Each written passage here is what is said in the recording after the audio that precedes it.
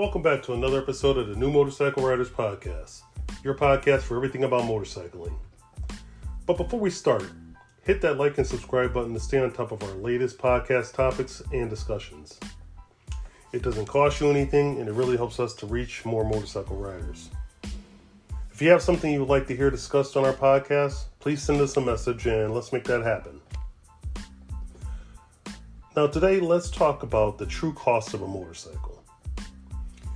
Like so many of us, we see a nice shiny or matte color, if that's your preference, motorcycle, and we say to ourselves, I gotta have it.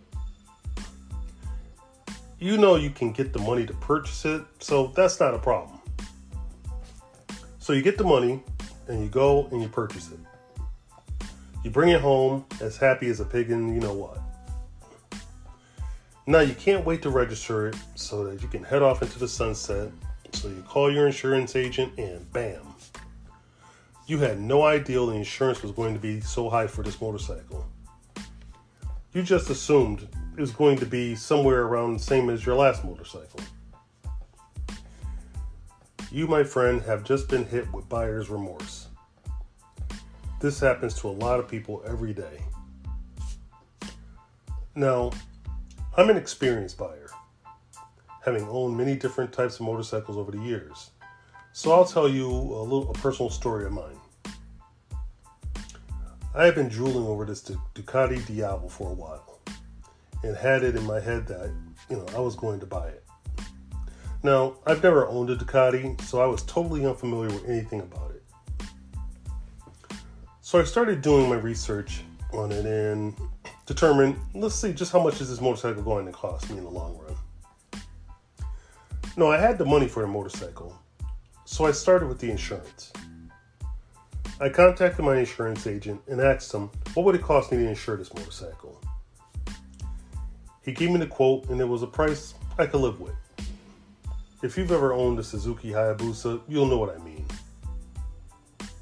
Next was the city taxes.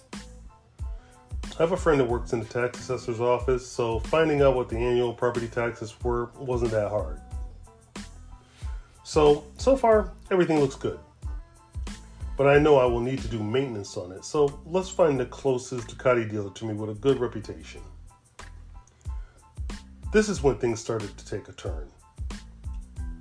The closest Ducati dealer to me was an hour away. Not exactly what I was hoping for, but, it is what it is.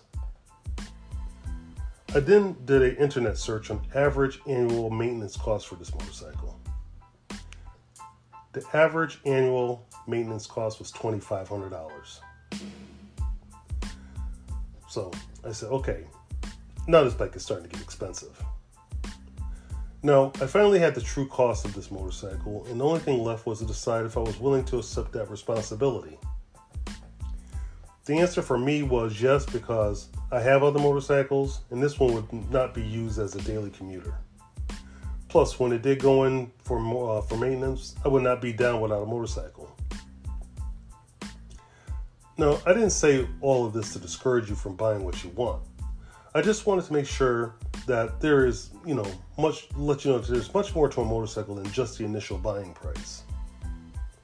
Now, I hope you found this information helpful and for when you decide to make your next purchase. Thank you again for joining us, and we look forward to you coming back. Please leave a comment, and don't forget to hit the like and subscribe button below.